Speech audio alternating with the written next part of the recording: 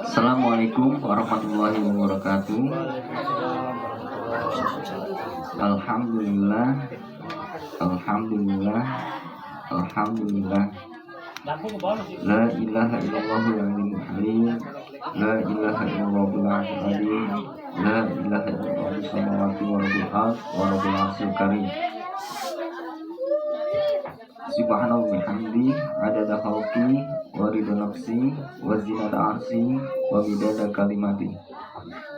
Raditu billahi robba bi islami dina wa bi Muhammadin sallallahu alaihi wasallam nabiyya.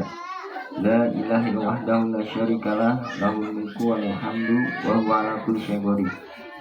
Allahumma shalli ala Muhammad wa ala ali Muhammad.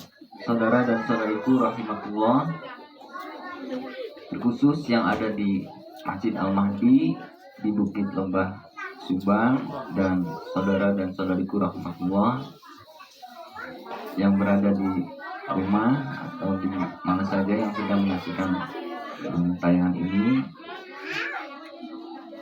Seperti biasa di Bukit Lembah Subang, di Tanah Ujla ini, pada maghrib ya, menjelang sholat isya, kita mengadakan kajian tadabbur Al-Quran yang insya Allah kali ini saya meneruskan firman Allah surah Al-Kahfi ayat 15 dan ayat 16. A'udzu billahi minasyaitonir rajim.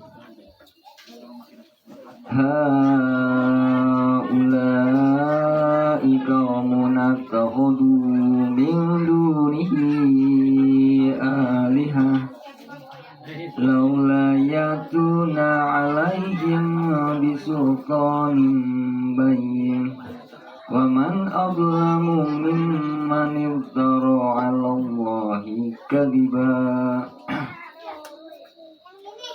wa idza tazaltumuhum wa ma ya'buduna illa Allah fa'u ila kafi yanshur lakum rabbukum min rahmatihi wa yuhayyi lakum min amrikum mirfaqan. Firman Allah surah Al-Kahfi ayat 15 dan ayat 16 yang artinya mereka itu kaum kami yang telah menjadikan Tuhan-Tuhan atau untuk disembah selain Allah. Mengapa mereka tidak memberikan alasan yang jelas tentang kepercayaan mereka? Maka siapakah yang lebih zalim daripada orang yang mengada-adakan kebohongan terhadap Allah? Dan apabila kamu meninggalkan mereka dan apa yang mereka sembah selain Allah, maka carilah tempat berlindung ke dalam gua itu. Niscaya Allah akan melimpahkan sebagian rahmatnya kepadamu dan menyediakan sesuatu yang berguna bagimu dalam urusanmu. Firman Allah surah Al-Kahfi ayat 15 dan ayat 16, ayat yang amat yang tentunya dengan kita membacanya kita dapat paham ya. Dan saudara dan saudariku rahmatullah, saat kita membaca firman Allah, tentunya firman Allah ini bukan hanya untuk sekedar dibaca, tetapi tentunya diamalkan dalam kehidupan kita, diimplementasikan. Terlebih lagi di masa-masa kita saat ini, di mana Rasulullah Shallallahu Alaihi Wasallam telah menginstruksikan yang bersabda agar kita membaca firman Allah surah Al-Kahfi ini ya, baik di malam Jumat atau di hari Jumat, agar kita mendapatkan cahaya petunjuk tentunya. Di masa-masa fitnah ini, maka langkah-langkah ini kita ikuti sebagaimana apa yang terjadi pada masa ini. Kita mengetahui bahwasanya saat ini di masa Al-Mahdi, yaitu tentu kedzaliman yang besar, yaitu banyaknya bentuk-bentuk kesirikan, perilaku kesirikan, rusaknya agama di saat ini yang tentunya perlu kita perbaiki lagi. Artinya mengembalikan lagi kepada keislaman Rasulullah Shallallahu Alaihi Wasallam di masa itu. Orang-orang yang memperhatikan utusan atau seorang yang memperbaiki agamanya di setiap penghujung 100 tahun, maka tentunya kita memperhatikan bentuk-bentuk apa-apa yang dilalaikan, kerusakan itu. Sebagaimana apa yang disampaikan, ditegaskan lagi oleh Muhammad Qasim bin Abdul Karim dari Pakistan yang mendapatkan petunjuk itu, bahwasanya kita saat ini lalai dari memperhatikan bentuk dan perilaku syirik. Di antaranya yaitu tentang memperhatikan patung-patung, gambar dan sebagainya. Kemudian juga tentang gulu terhadap tokoh agama, mengikuti pemimpinnya. Semua dikisahkan atau disampaikan oleh Muhammad Qasim bin Abdul Karim dari Pakistan, yang beliau mendapatkan mimpi-mimpi petunjuk. Semua itu dari mimpi-mimpi yang beliau dapat. Dan kita cross check lagi, memang betul keadaannya seperti itu. Dan saat kita menanyakan tentang bentuk dan perilaku syirik, tentang gambar-gambar, foto-foto, mereka tidak memberikan alasan yang jelas, padahal hadis-hadisnya jelas. Saat kita sampaikan bahwa memajang foto, kemudian itu adalah menjadi penghalang malaikat rahmat untuk datang. Kemudian itu adalah bentuk perilaku syirik. Di antaranya adalah riya, bahkan menjadikan foto itu suatu yang membawa keberkahan atau pengaruh dalam hidup, itu sudah syirik akbar juga. Dan mereka tidak memberikan alasan yang jelas. Setelah kita sampaikan, sama seperti apa yang ada di dalam firman Allah ini. Mereka mengada-adakan, mereka lebih zolim daripada orang yang mengada-adakan kebohongan terhadap Allah. Dan di dalam firman Allah ayat ke-16, dan apabila kamu meninggalkan mereka dan apa yang mereka sembah selain Allah, maka carilah tempat berlindung ke dalam gua itu. Artinya sama seperti apa yang disampaikan oleh Rasulullah. Saat kita ingin memperbaiki agama ini, kita ingin meninggalkan mereka yang berbuat kesyirikan, yang gulu terhadap kelompok, gulu terhadap tokoh agamanya, gulu terhadap orang alimnya, yang menuhankan para alimnya, dan juga tentang perilaku-perilaku syirik lainnya. Hendaknya kita berlindung. Rasul mengingatkan kita untuk uzlah, untuk mengasingkan diri. Sama seperti apa yang di dalam firman Allah surah Al-Kahfi ini. Kita di dalam firman Allah ini, carilah, jika pemuda-pemuda Al-Kahfi itu, mereka mencari ke tempat gua, Nah, kita ke tanah uzlah, ke perbukitan, ke tempat-tempat yang asing, mengasingkan dari keramaian, agar kita selamat.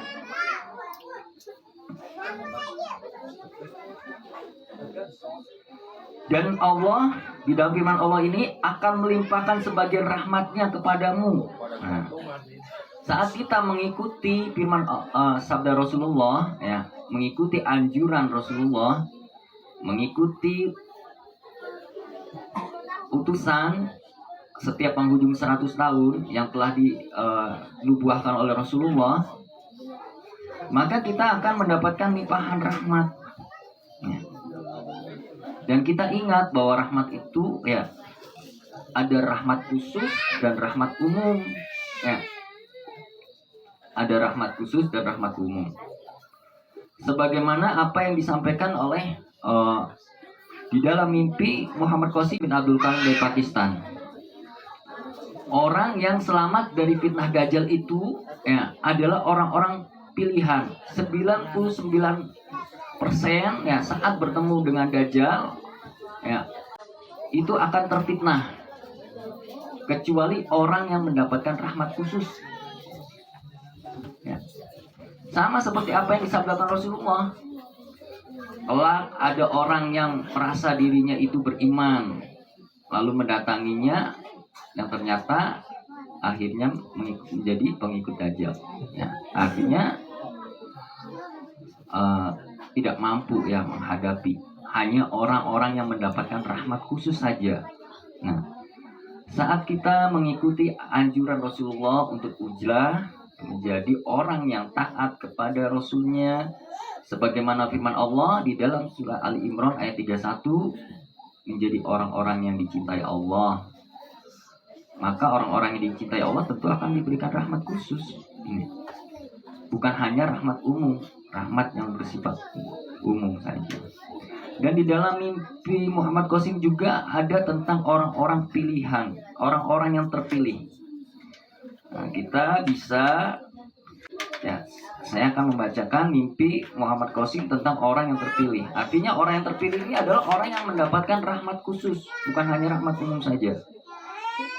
Bismillahirrahmanirrahim. Assalamualaikum. Ya, dalam mimpi Muhammad Qasim, para pendukung Qasim digambarkan sebagai orang-orang yang paling mengagumkan dan pahlawan-pahlawan yang sesungguhnya.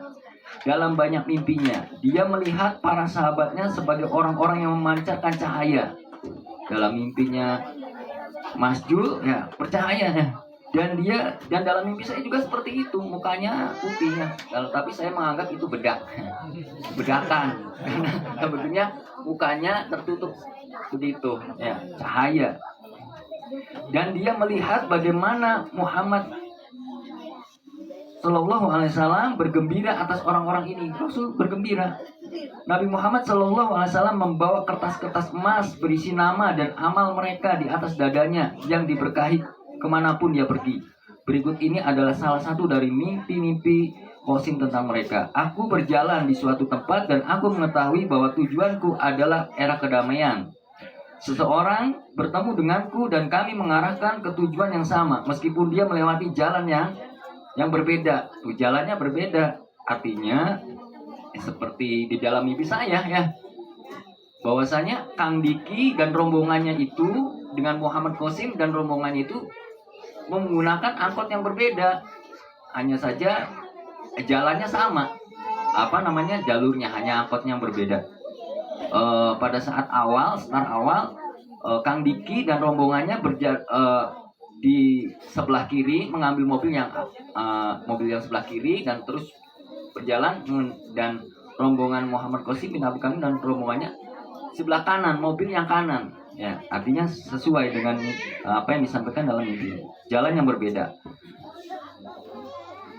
Aku tidak berkata apapun kepadanya atau memaksanya, tetapi aku mengisyaratkan bahwa dia pergi ke arah yang berbeda. Dia menyadari itu tepat pada waktunya dan kembali menuju ke arah.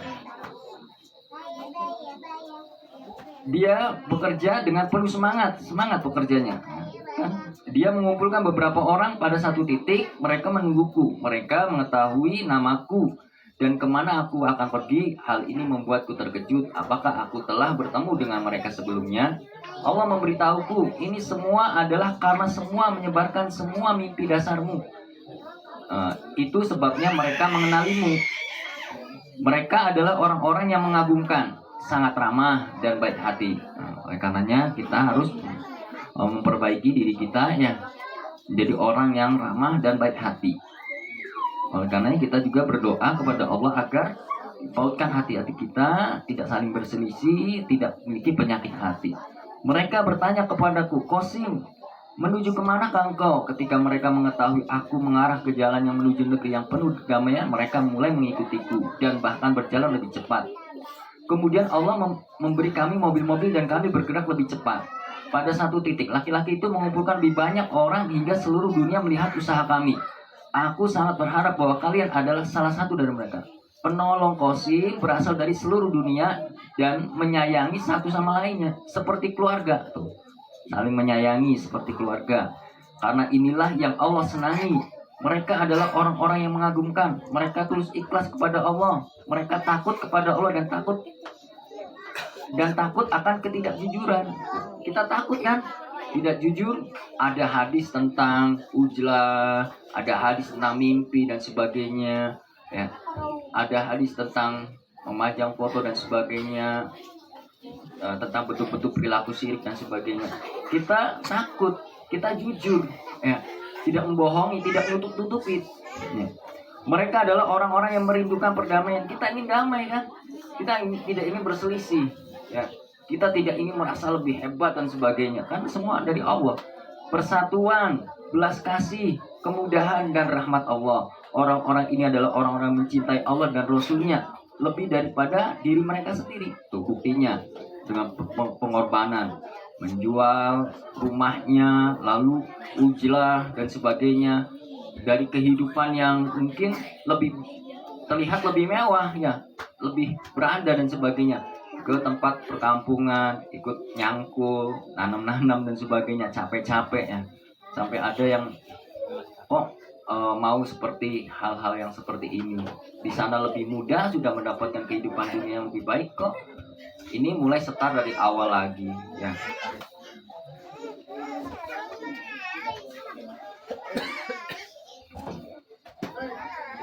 Dan mereka tidak sanggup melihat Nabi Muhammad SAW menanggung kesulitan dalam mimpiku. Mereka hanya ingin dunia berada dalam kedamaian tanpa ada perang. Mereka bahkan memiliki mimpi-mimpi yang mengagumkan. Mimpi-mimpi yang mengagumkan.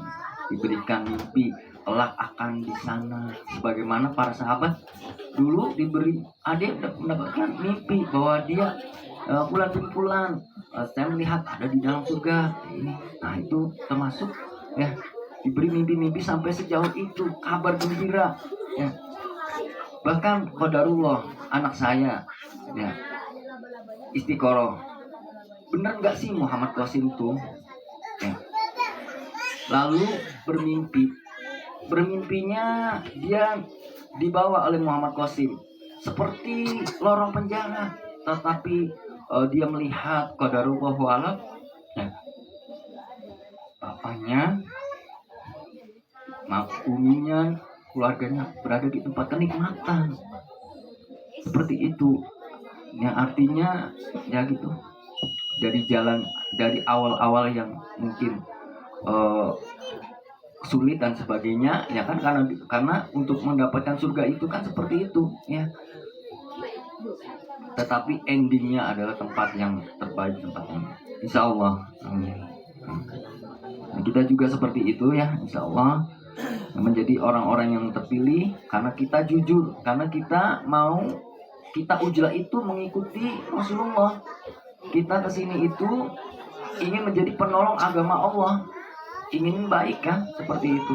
Orang yang menolong agama Allah, yang menyerukan tentang inilah al-mahdinya, inilah utusannya, yang harus diikuti. Apa-apa yang keliru harus diperbaiki dan sebagainya. Itu menjadi penolong agama Allah. Saat kita menjadi penolong agama Allah, Allah akan tolong kehidupan di dunia ini dan kehidupan di akhirat. Amin. Itulah alasan dari dari mereka memilih untuk percaya kepada mimpi-mimpi Qasim. Banyak di antara mereka diberkahi dengan mimpi-mimpi dari Allah segera setelah mereka mulai mendukung Qasim. Seperti itu ya. Qadarullah, anak saya yang satu bermimpi tentang Muhammad Qasim lebih dari 1 kali 2 lebih. Yang satu lagi juga begitu, istri saya begitu, saya pun begitu, dan rekan-rekan di sini pun begitu.